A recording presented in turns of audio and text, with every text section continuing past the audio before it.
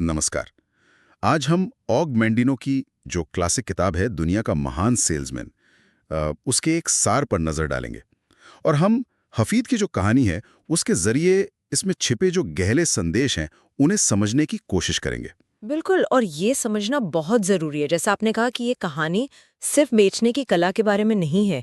ये असल में जीवन जीने का एक तरीका है। अच्छी आदतें कैसे डालें, उस पर एक नज़रिया देती है। और इस सब के दिल में है वो 10 पुराने चर्मपत्र, स्क्रॉल्स। जिन्हें कहते हैं हाँ। वो स्क्रॉल्स। कहानी शुरू होती है हफीद से, एक एक साधारण सा ऊंट चराने वाला लड़का जिसका सपना है अपने मालिक जो अमीर व्यापारी है पथरोस, उसके जैसा बनना। और पथरोस वो हफीद की लगन और ईमानदारी देखता है और उसे वो रहस्यमयी संदूक सौंप देता है जिसमें वो 10 स्क्रॉल्स हैं। और यहीं से मतलब कहानी एकदम दिलचस्प हो जाती है। नहीं थे, ये असल में 10 बहुत शक्तिशाली सिद्धांत थे, आदतें थीं, जिन्हें रोज रोज की जिंदगी में उतारना था। हर स्क्रॉल पर एक महीना लगाना था, रोज उस पर ध्यान देना, उसे जीना था। तो ये सिर्फ जानकारी नहीं थी, ये एक तरह का आप कह सकते हैं मानसिक और व्यावहारिक प्रशिक्षण था। अच्छा, तो चलिए कुछ सिद्धांतों पर थोड़ी बात करें। जैसे एक कहता है, मैं आज से एक नई जिंदगी शुरू करता हूं। ये सुनने में तो एक अच्छी पॉजिटिव बात लगती है, पर शायद उसका मतलब है कि अतीत का बोझ उतार दो, हर दिन को एक कोरी स्लेट की तरह देखो। हाँ बिल्कुल, यही भाव है।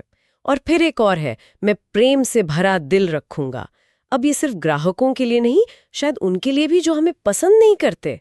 ये सोचना भी कितना कितना मुश्किल लगता है। हाँ, चुनौतीपूर्ण तो है। और शायद इसी चुनौती में इसका असली सार छुपा है।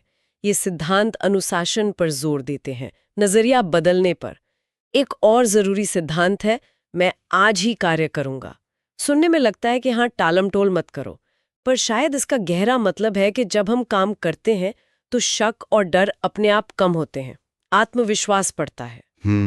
तो ये सिर्फ सेल्स की तकनीकें नहीं है, ये तो चरित्र को गढ़ने वाले सूत्र हैं। और एक सिद्धांत जो मुझे हमेशा सोचने पर मजबूर करता है, मैं प्रकृति के सबसे बड़े चमत्कार के रूप में खुद को देखूंगा।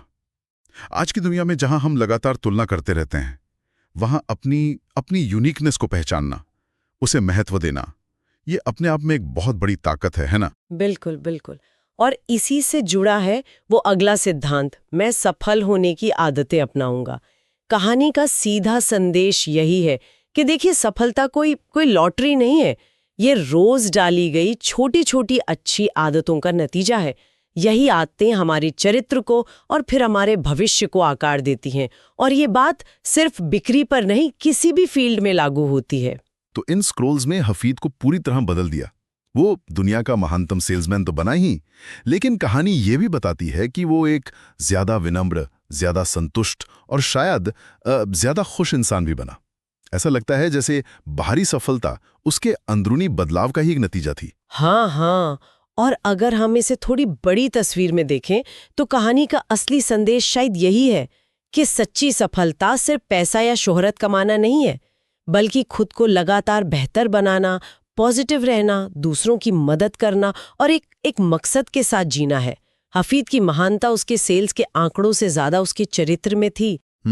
तो सार ये निकलता है कि महानता कोई किस्मत का खेल नहीं है। ये रोजमर्रा की जिंदगी में जो सकारात्मक सिद्धांत हैं, अच्छी आदतें हैं, उनको लगातार अनुशासन के साथ अपनाने का नतीजा है। ये एक सफर है, कोई मंजिल नहीं। सही कहा। और यहाँ हम एक विचार छोड़ जाते हैं सबके सोचने के लिए। ये स्क्रोल्स प्राचीन ज्ञान की बात करते हैं।